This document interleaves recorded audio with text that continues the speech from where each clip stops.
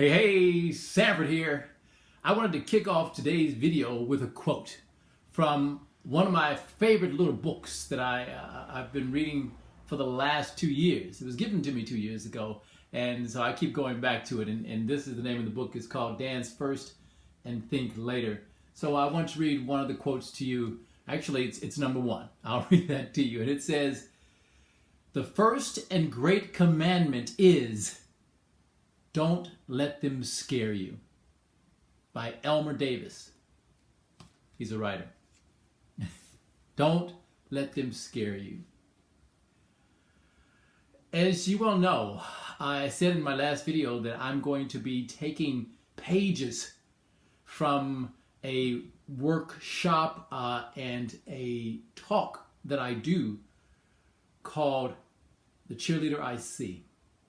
And it's an extensive workbook and it's an extensive talk that's broken down into several little modules.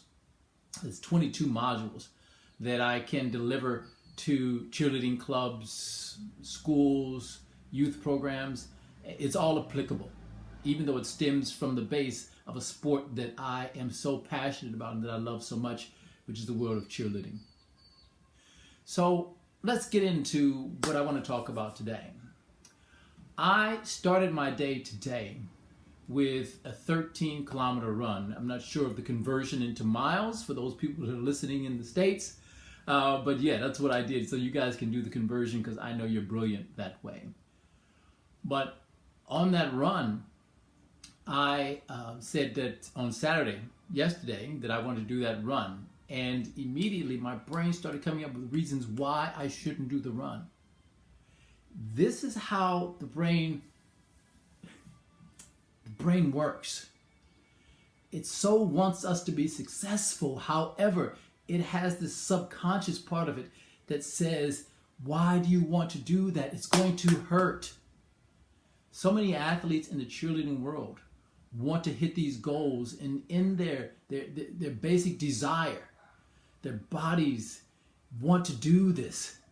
But that subconscious mind comes up with reasons why they can't do it, why you can't do that back saw, why you can't do that series of backhand springs, why you're going to fall out of that stunt, why you're not as good as Susan or Bob at cheerleading, why your coach doesn't like you, why your parents don't support you. You're going to find all kinds of reasons in that subconscious why you can't do something.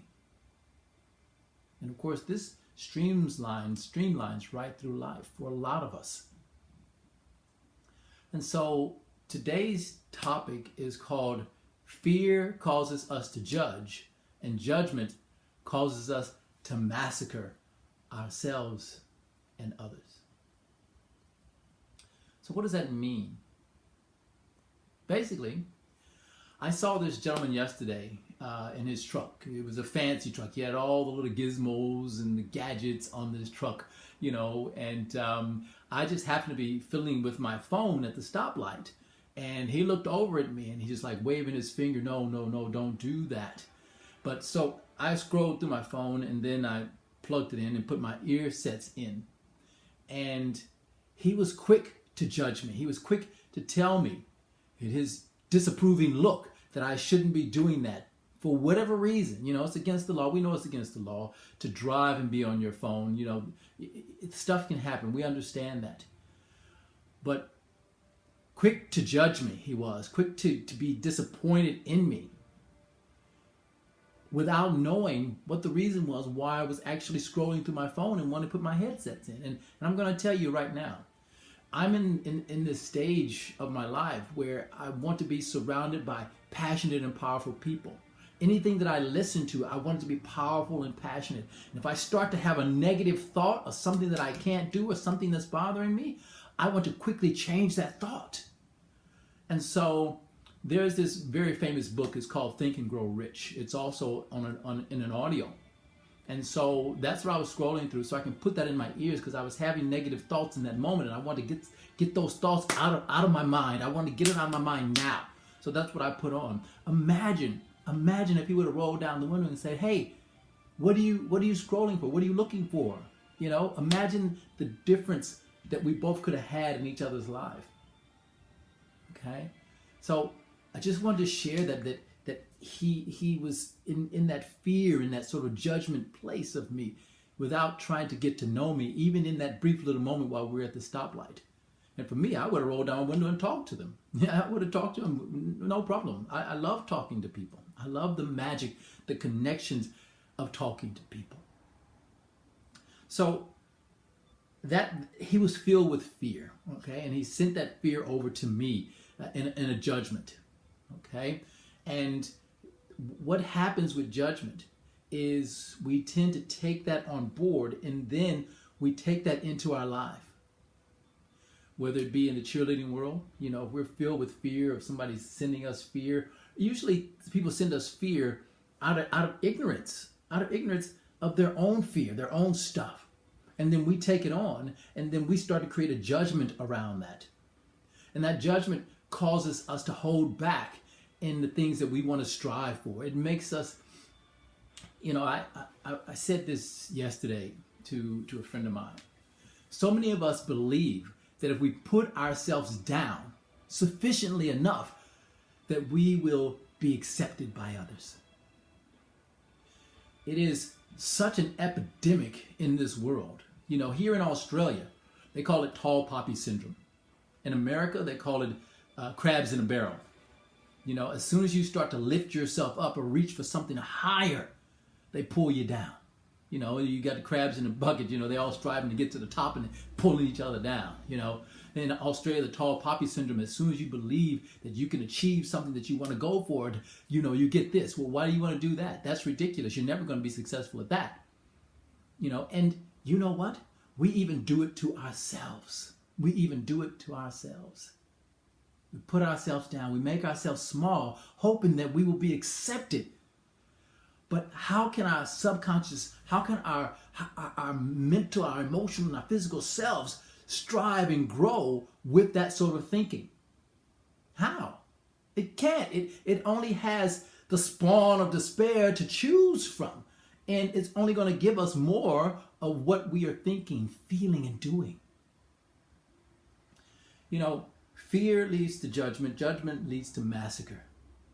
And I just wanted to talk about a few of the mass massacres. You know, massacres have been going on since the dawn of time. You know, and of course I can mention some of the things that have happened in Australia's history, in American history, and English history. And a lot of them were massacres, and they were well thought out. You know, to have a good massacre, if there's such a thing, it has to be thought out. You know, you think about the slaves, you think about the Indians, you think about the Aboriginals, you think about, you know, the Asian wars, you think about any of these sort of wars, and even in Ireland, the things that happened in Ireland, and things that are happening over in the Middle East. In order to have these things occur, you need a plan. And, you know, just to talk about a couple of the massacres that have happened, I'm not going to go into depth. If you want to know more detail, you can, because I don't want to hang around this. I just want to bring it to your awareness. Just think about, for instance, the Port Arthur massacre. Some of you guys remember that. Remember the 2014 Sydney hostage crisis. Huddle Street Massacre. Now, this happened in the 1980s here in Australia. The Virginia Tech shootings. And, of course, we all heard about Columbine. And then, of course, our little ones, 6 to 7 year olds being shot by someone, and they called it the Sandy Hook Elementary shootings. These are massacres by people who were caught in fear, who were surrounded by judgment, and then they took their judgment out and their fears out on other people. And we do this to ourselves every day. Someone judges us, someone puts their fear on us, and then we stop striving for what we are put on this planet for, our extraordinary potential.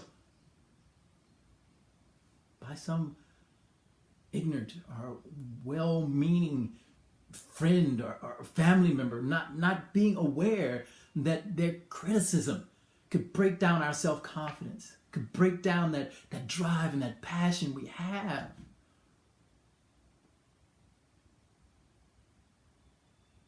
We're such amazing beings, but we are so fragile. Oh yeah, we can compare ourselves to some of the big names out there that we already know that are being successful. But I can guarantee you those big names out there, Oprah, she has a whole crew of people around her, people that are smarter than her, people that are driving her, people that help to keep her accountable. Anthony Robbins, he has a whole crew of people helping to keep him accountable. He has a psychologist that he goes to. He has a masseur that he goes to get his muscles massaged. You know, he has an accountant and a business manager. He has all these things to keep him flowing.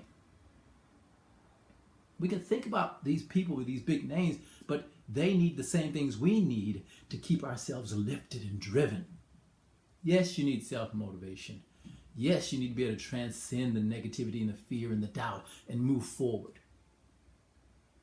But one of the best ways and the most significant way to do that is to have relationships. Relationships that are powerful, that are loving, that are caring. Relationships that push you, that drive you, that keep you accountable for the things that you're put on this planet to do. So I just wanted to share with you guys this morning just another page out of The Cheerleader I See. I hope you guys have a wonderful day. And please, don't allow your fears to turn into judgments, to turn into massacring yourselves. Because you are something extraordinary. You truly are.